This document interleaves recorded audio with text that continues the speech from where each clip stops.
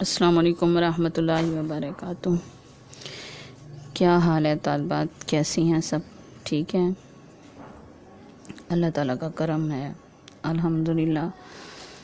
یہ ہمارا ایک ذریعہ بنا ہے اس طریقے سے آن لائن کلاسز کا، تو آپ بھی اس کے ساتھ ہوں، اس کو دیکھیں، اپنا لیکچر اٹینڈ کریں، اس میں سے پڑھیں، جو چیز آپ کو سمجھ نہ آئے وہ کمنٹس میں پوچھیں، بتائیں۔ تو اس طریقے سے کیا ہے، یہ ہمارا کام رکے گا نہیں بلکہ چلتا رہے گا۔ تو آج ہمارا جو سبق ہے وہ ہے دوسرا باب آپ کا سورۃ البقرہ۔ تو سورۃ بقرہ قرآن پاک کے اندر دوسرے نمبر پر آتی ہے ترتیب میں۔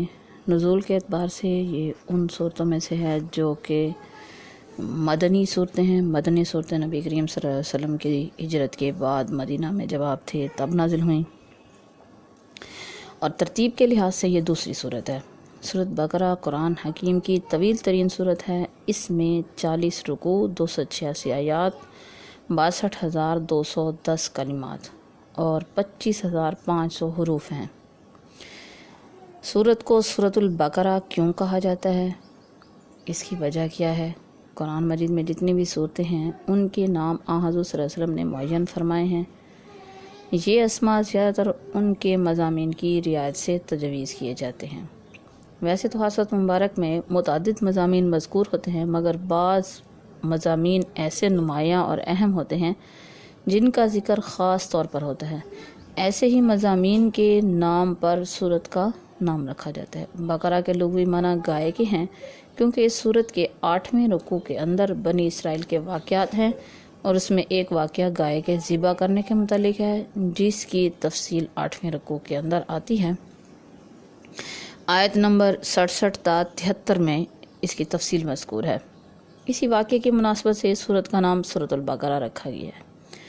یہ واقعہ بڑا سبق آموز ہے۔ اس میں بنی اسرائیل کی مذہبی، اخلاقی اور معاشرتی برائیوں کی مکمل تصویر کشی کی گئی ہے، لیکن ضروری نہیں کہ سورت میں تنہا وہی مضمون مذکور ہو جو اس کا عنوان قرار دیا گیا ہو۔ مثلا اس صورت میں جو 2.5 پاروں پر مشتمل ہے، اور بھی بہت سارے مضامین اس میں ذکر کیے گئے ہیں۔ آگے ہم ان کو تفصیل سے جائزہ لیتے ہیں کہ کس طریقے سے ہیں۔ سورۃ بقرہ کا ایک نام تو سورۃ البقرہ ہے، اور اس کے حدیث مبارکہ کے اندر 2 نام اور بھی آتے ہیں۔ کتنے نام؟ 2 نام اور بھی آتے ہیں۔ ایک فسطاط القرآن اور دوسرا سنام القرآن۔ فسطاط کہتے ہیں خیمے کو، اس کا مطلب ہے کہ یہ صورت پورے قرآن پاک کے اوپر خیمے کی طرح چھائی ہوئی ہے۔ اس کے اندر جو مضامین ہیں انہوں نے پورے قرآن پاک کے مضامین کا احاطہ کیا ہوا ہے اس طرح۔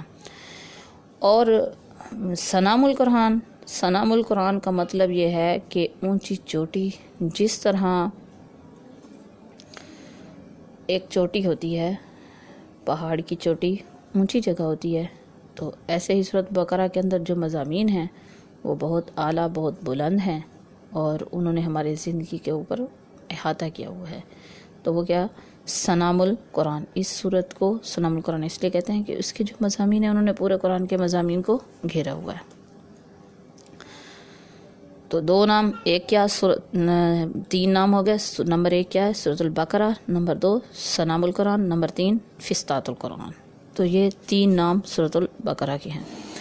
زمانہ نزول حضرت عائشہ رضی اللہ عنہ کا بیان ہے کہ سورۃ البقرہ اور سورۃ النساء جن دنوں نازل ہوئیں ان دنوں میں حضور صلی اللہ علیہ وسلم کے یہاں موجود تھی۔ تو اس کا مطلب یہ ہے کہ حضرت عائشہ رضی اللہ عنہ کی شادی کے بعد یہ صورت نازل ہوئی ہے۔ تو آپ صلی اللہ علیہ وسلم اس وقت مدینہ کے اندر ہجرت کر رہے تھے۔ مدینہ کے اندر آپ صلی اللہ علیہ وسلم نے ہجرت کر کے آ چکے تھے، ان دنوں میں یہ صورت نازل ہوئی ہے۔ تو اس صورت کو سورۃ البقرہ اور سورۃ النساء دونوں تقریباً قریب نازل ہوئی ہیں۔ اس طرح سورۃ بقرہ معتبر روایت کے مطابق بال اتفاق مدنی ہے، کیونکہ یہ حضور صلی اللہ علیہ وسلم کی ہجرت کے بعد نازل ہوئی ہے۔ مدنی صورتوں میں اس کا پہلا نمبر ہے، ویسے ترتیب کے لحاظ سے قرآن کریم میں اس کا دوسرا نمبر ہے، جیسے ابھی پیچھے بھی میں نے آپ کو بتایا۔ تو اس صورت میں اکثر لمبی آیات ہیں جو بعض مکی صورتوں سے بھی زیادہ طویل ہیں۔ اس صورت کی آیت نمبر 282 قرآن کریم کی طویل ترین آیت ہے۔ البتہ سورۃ بقرہ کی آخری 2 آیات مکہ میں معراج کے موقع پر اور حرمت سود کے متعلق آیات حضور صلی اللہ علیہ وسلم کی حیات مبارکہ کے آخری دور میں، اور آیت نمبر وَاتَّقُوا يَوْمًا تُرْجَعُونَ فِيهِ إِلَى اللَّهِ حجۃ الوداع کے موقع پر نازل ہوئی، یعنی آخری آیتوں میں سے یہ ہے۔ سورۃ بقرہ کی فضیلت اور اہمیت یوں تو پورے قرآن پاک کی تلاوت بے شمار فضائل کی حامل ہے، لیکن چند منفرد فضائل سورۃ البقرہ کے ساتھ مختص ہیں۔ سورۃ بقرہ کا شمار فضیلت کے اعتبار سے قرآن شریف کی بزرگ ترین صورتوں میں ہوتا ہے، کیونکہ عقائد و اعمال دونوں کے باب میں اسلام کی اہم ترین تعلیمات کو اس میں سمو دیا گیا ہے۔ چنانچہ احادیث کی روشنی میں سورۃ البقرہ کے کچھ فضائل ذیل میں دیے گئے ہیں۔ حضور صلی اللہ علیہ وسلم نے فرمایا، جس گھر میں سورۃ بقرہ پڑھی جائے شیطان اس گھر سے نکل جاتا ہے۔ جو شخص سورۃ بقرہ پڑھے گا اسے جنت میں تاج پہنایا جائے گا۔ نمبر 3، حضرت سہل بن سعد رضی اللہ عنہ سے روایت ہے، وہ فرماتے ہیں کہ رسول اکرم صلی اللہ علیہ وسلم نے فرمایا، ہر چیز کی ایک کوہان ہے، بلندی ہے، اور قرآن کی کوہان سورۃ البقرہ ہے۔ جو دن کے وقت اپنے گھر میں سورۃ بقرہ کی تلاوت کرتا ہے اس میں 3 دن تک شیطان داخل نہیں ہو سکتا، اور جو رات کو اپنے گھر میں پڑھے گا 3 رات تک شیطان اس کے گھر میں داخل نہیں ہوگا۔ نمبر 4، حضور صلی اللہ علیہ وسلم کا ارشاد ہے، جس صورت میں گائے کا ذکر ہے وہ سورۃ بقرہ قرآن کی میزان ہے، اسے سیکھا کرو، اور اس کا سیکھنا خیر و برکت کا موجب ہے، جادوگر اس کا مقابلہ نہیں کر سکتے۔ نمبر 5، صحیح مسلم کی روایت میں ہے کہ آپ صلی اللہ علیہ وسلم نے فرمایا، 2 تر و تازہ صورتیں سورۃ بقرہ اور سورۃ آل عمران۔ کون سی؟ سورۃ بقرہ اور سورۃ آل عمران، اس کی تلاوت کیا کرو، یہ دونوں بروز قیامت اپنے پڑھنے والوں کے لیے جھگڑا کریں گی۔ نیز فرمایا، قیامت کے دن قرآن پاک اور اس کے پڑھنے والے لائے جائیں گے، اور سورۃ بقرہ اور سورۃ آل عمران سب سے آگے آگے ہوں گے۔ اسی سورۃ بقرہ کے اندر آیت الکرسی بھی ہے، اس کا آیت نمبر 255 ہے، یہ آیت الکرسی کہلاتی ہے۔ اللہ کی کتاب میں یہ آیت سب سے زیادہ عظمت والی ہے۔ اس ضمن میں حضور صلی اللہ علیہ وسلم کے ارشادات ہیں، جو شخص ہر فرض نماز کے بعد آیت الکرسی پڑھتا ہے اس کے جنت میں داخل ہونے سے موت کے سوا دوسری چیز مانع نہیں ہو سکتی۔ یعنی جو شخص ہر فرض نماز کے بعد آیت الکرسی پڑھتا ہے اس کے اور جنت کے درمیان جو فاصلہ ہے، جو فرق ہے، وہ صرف مرنے کا ہے، یعنی جیسے ہی فوت ہوگا اس کے فوراً بعد جنت میں چلا جائے گا۔ تو جو بندہ آیت الکرسی فرض نماز کے بعد پڑھتا ہے اس کے لیے اتنا اجر ہے، یہ اس کی فضیلت ہے۔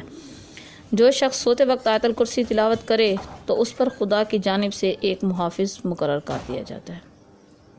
سوتے وقت آیت الکرسی کی تلاوت کرے تو اس پر ایک محافظ مقرر کر دیا جاتا ہے۔ نیز احادیث میں سورۃ بقرہ کی آخری 2 آیات کی بڑی فضیلت آئی ہے۔ حضور صلی اللہ علیہ وسلم کا ارشاد ہے، جو شخص سورۃ بقرہ کی آخری 2 آیات پڑھے گا وہ جن و انس کے شر سے محفوظ رہے گا۔ نیز معراج کی شب آپ کو 3 چیزیں عطا ہوئیں۔ نمبر 1، 5 نمازیں۔ نمبر 2، سورۃ بقرہ کی آخری 2 آیات۔ نمبر 3، امت محمدیہ کا ہر فرد سوائے مشرک کے بخش دیا جائے گا۔ اس کے علاوہ حضور اکرم صلی اللہ علیہ وسلم نے فرمایا، میری امت کو 3 خصوصیات دی گئیں جو کسی دوسری امت کے حصے میں نہیں آئی تھیں۔ ان میں سے ایک یہ ہے کہ عرش کے نیچے ایک خزانہ ہے، وہاں سے مجھے سورۃ بقرہ کی آخری آیات عطا ہوئیں۔ سورۃ بقرہ کے اہم مضامین۔ سورۃ بقرہ میں مضامین متعدد اور متنوع، یعنی بہت ساری اس کی اقسام ہیں۔ یہ سورت اپنے طوالت کے علاوہ معنی و مطالب کے اعتبار سے بھی قرآن کریم کی اہم ترین سورت ہے۔ جو احکام مضامین دوسری صورتوں میں مفصل مذکور ہوئے ہیں وہ سورۃ بقرہ میں مجمل بیان کر دی گئے۔ کسی فرد یا معاشرے کی صحیح راہ پر ڈالنے کے لیے جن اعمال و نظریات کی ضرورت ہے وہ سب اس سے موجود ہیں۔ اس لیے اہم مضامین کا خلاصہ اس طرح ہے۔ سورۃ بقرہ کے اندر کل جتنے مضامین بیان ہوئے ہیں ان کی تعداد 11 ہے۔ نمبر 1، 3 گروہ کا تذکرہ۔ پہلے نمبر پر 3 گروہ کا، سورت کی ابتدا میں 3 گروہ کا تذکرہ آتا ہے۔ نمبر 2، واقعہ آدم و ابلیس۔ نمبر 3، بنی اسرائیل اور احکامات انعامات خداوندی۔ نمبر 4، انبیاء بنی اسرائیل کا تذکرہ۔ نمبر 5، ابراہیم و ملت ابراہیم علیہ السلام۔ نمبر 6 تحویل کعبہ، نمبر 7 عبادات و دیگر شرعی احکام، نمبر 8 عائلی زندگی کے احکام، نمبر 9 جہاد کے احکام، نمبر 10 انفاق فی سبیل اللہ، نمبر 11 دین کے احکام۔ یہ اجمال ہے ان عنوان کا۔ اس کی تفصیل دیکھیں کہ 3 گروہ کا تذکرہ سورت کی ابتدا میں اللہ تعالیٰ نے 3 گروہ کا تذکرہ کیا ہے، ان کے کردار کے مختلف پہلوؤں کو بے نقاب کیا ہے۔ ان میں سے پہلا گروہ متقین کا ہے۔ ان کے اہم اوصاف ایمان بالغیب، قیامت، قرآن پاک، سابقہ الہامی کتب پر ایمان، نماز کا قیام، زکوٰۃ کی ادائیگی، یہ ان کے صفات بیان کی ہیں۔ متقین کی صفات 6 صفات متقین کی اس میں بیان کی گئی ہیں، اور وہ کیا ہیں 6 صفات متقین کی؟ پہلے نمبر پر ایمان بالغیب، دوسرے نمبر پر یقیمون الصلاۃ، نماز کا قیام، نمبر 3 وَمِمَّا رَزَقْنَاهُمْ يُنْفِقُونَ، تیسری صفت انفاق فی سبیل اللہ، چوتھی صفت وَالَّذِينَ يُؤْمِنُونَ بِمَا أُنزِلَ إِلَيْكَ، جو آپ پر نازل کیا گیا یعنی قرآن پاک، وَمَا أُنزِلَ مِن قَبْلِكَ، پہلے والی ہمیں کتابیں، نمبر 5 ہو گئے، اور نمبر 6 وَبِالْآخِرَةِ هُمْ يُوقِنُونَ، آخرت پر کیا کرتے ہیں وہ یقین رکھتے ہیں۔ تو 6 صفات متقین کی بیان کی گئی۔ پہلا گروہ متقین کا، ان کی یہ صفات، اور دوسرا گروہ کفار کا ہے جو مسلسل گمراہی میں پڑھ کر قبول حق کی صلاحیت سے محروم ہو چکا ہے۔ ختم اللہ علی قلوبہم وعلی سمعہم وعلی ابصارہم غشاوہ ولہم عذاب علیم، یہ ہے دوسرا گروہ کہ اللہ تعالیٰ نے ان کے دلوں پر مہر لگا دی، ان کے کانوں پر، ان کی سماعت پر حق بات سننے سمجھنے کے باوجود بہرے گوگے اندھے ہیں، ان کو کچھ سمجھ نہیں ہے۔ تو ان پر پردہ ہے ان کے کفر کی وجہ سے، اللہ تعالیٰ نے کیا کر دیا، ان کے دلوں پر مہر لگا دی۔ تیسرا گروہ منافقین کا ہے جو زبان سے تو اسلام کا اقرار کرتا ہے لیکن دل میں کفر چھپا ہوا ہے۔ یہ گروہ خود فریبی، دھوکہ دہی، مفادات پرستی اور سہل پسندی کا مریض ہے۔ ان تینوں گروہوں کے ذکر کے بعد پوری انسانیت کو عبادت الہی کا حکم دیا گیا، دعوی توحید ذکر کیا گیا۔ یا ایھا الناس اعبدوا ربکم الذی خلقکم والذین من قبلکم لعلکم تتقون، اے لوگو تم عبادت کرو اپنے رب کی جس نے تمہیں پیدا کیا، صرف تمہیں نہیں بلکہ تم سے پہلے لوگوں کو پیدا کیا تاکہ تم پرہیزگار بنو، تمہارا یہی فلاح کا راستہ ہے۔ یہ جو سارا 3 گروہوں کا ذکر چلتا ہے اور یہ 1 رکوع سے لے کر 3 رکوع تک ہے۔ اس کے بعد واقعہ آدم و ابلیس، چوتھے رکوع میں تخلیق آدم اور فرشتوں کے واقعے کا ذکر ہے۔ اس میں بتایا گیا کہ انسان کو زمین پر خدا کا نائب بنا کر بھیجا ہے، خلیفہ کے تقرر پر فرشتوں کے سوال اور جواب خداوندی کا بیان ہے، اور بتایا ہے کہ حضرت آدم علیہ السلام اس منصب کے واقعی اہل تھے۔ بنی اسرائیل اور انعامات خداوندی، جو تیسرا اس کے اندر اہم ٹاپک وہ یہ ہے بنی اسرائیل اور انعامات خداوندی۔ یہ 5ویں رکوع سے 14ویں رکوع تک خدا تعالیٰ نے، اللہ تعالیٰ نے بنی اسرائیل کی مفصل تاریخ بیان کی ہے، جو دنیا کے ایک بڑے حصے پر مدتوں برسر اقتدار رہے۔ اس صورت میں بنی اسرائیل کی مذہبی، اخلاقی اور معاشرتی برائیوں کی پوری داستان بیان کی گئی ہے۔ نیز اللہ تعالیٰ نے اپنے خصوصی انعامات کا ذکر کیا جو اس قوم کو عطا کیے گئے۔ اس میں من و سلوہ کا نزول، فرعون مصر سے نجات، فرعون کی غرقابی، ہدایت ربانی اور چشموں کا جاری ہونا وغیرہ، لیکن انہوں نے ہمیشہ کفران نعمت کیا اور سزا کے طور پر ذلیل و خوار ہوئے۔ ضربت علیہم الذلۃ والمسکنہ، ہمیشہ کے لیے ڈال دی گئی ان پر ذلت اور مسکنت۔ انبیاء بنی اسرائیل کا تذکرہ سورۃ بقرہ میں یہود کے طرز عمل پر شدید تنقید کرتے ہوئے فرعون اور آل فرعون کے ہاتھوں مظالم اور نجات، حضرت موسیٰ علیہ السلام سے بھیجا سوالات، عہد شکنی کی سزا، صورتوں کا مسخ ہونا، گائے کا مشہور واقعہ، احکام الہی کی اطاعت سے سرتابی اور چاہ بابل اور ہاروت اور ماروت کے واقعات بتائے ہوئے خاتمہ، حضرت سلمان علیہ السلام، حضرت داؤد علیہ السلام کی تشریف آوری پر، نبی کریم صلی اللہ علیہ وسلم کی بعثت کے بعد یہود کی گمراہی اور ہٹ درمی کی راہ پر گامزن رہے۔ ان آیات میں یہود کی بربادی کا مفصل ذکر ملتا ہے۔ نیز بنی اسرائیل کی تاریخ کا اجمالی ذکر اور اہم واقعات کی نشاندہی کی گئی جو امت مسلمہ کے لیے بھی باعث عبرت ہے۔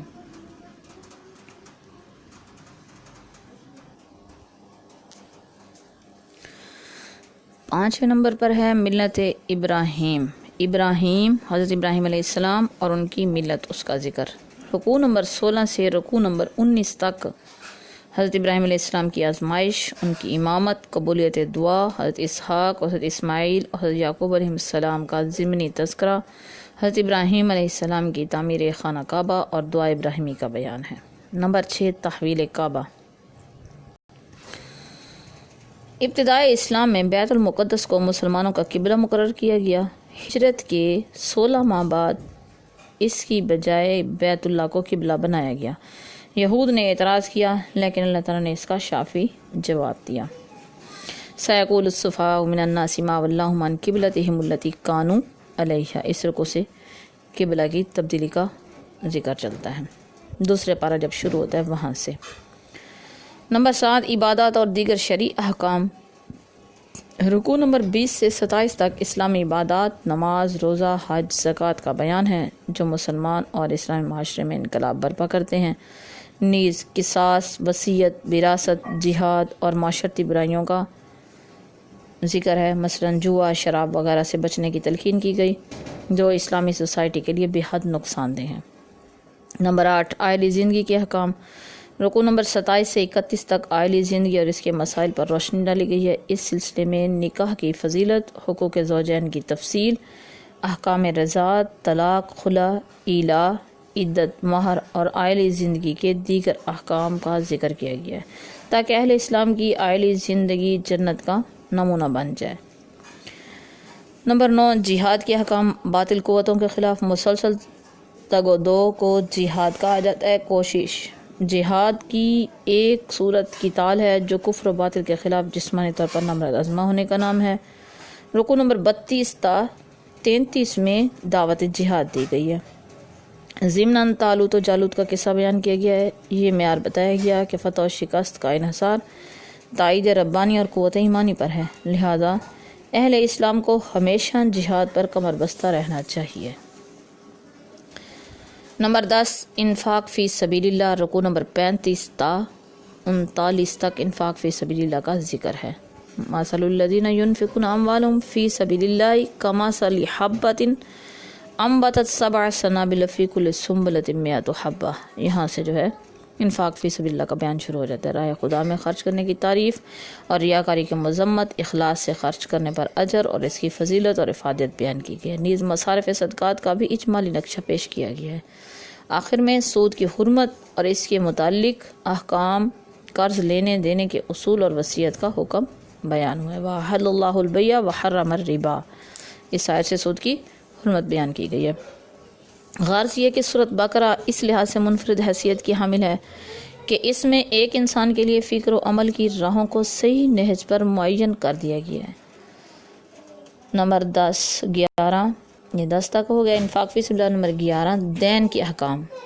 ایک لفظ ہوتا ہے دین جو کہ ہمارا دین ہے، مذہب ہے، اس کو کہتے ہیں۔ ایک لفظ ہوتا ہے دین، دال کی زبر کے ساتھ، اس کو کہتے ہیں قرض کو۔ آیت الدین، مداینت، اس آیت مداینت بھی آتی ہے اس میں، اور یہ آیت دین یعنی قرض اور اس کے احکام کے متعلق آیت قرآن مجید کی طویل ترین آیت ہے جو سورت کے 40ویں رکوع میں ہے۔ اس آیت میں قرض کے احکام تفصیلاً بیان کیے گئے ہیں جو خصوصاً اس بات کی تائید کرتے ہیں کہ باہمی معاملات انجام دیتے وقت دستاویز لکھی جائے تاکہ بعد میں جھگڑا پیدا نہ ہو۔ سورت کا خاتمہ ایک جامع دعا پر کیا گیا ہے جس میں ایمان، اسلام اور مومن کا انابت الی اللہ کا جامع بیان ہے۔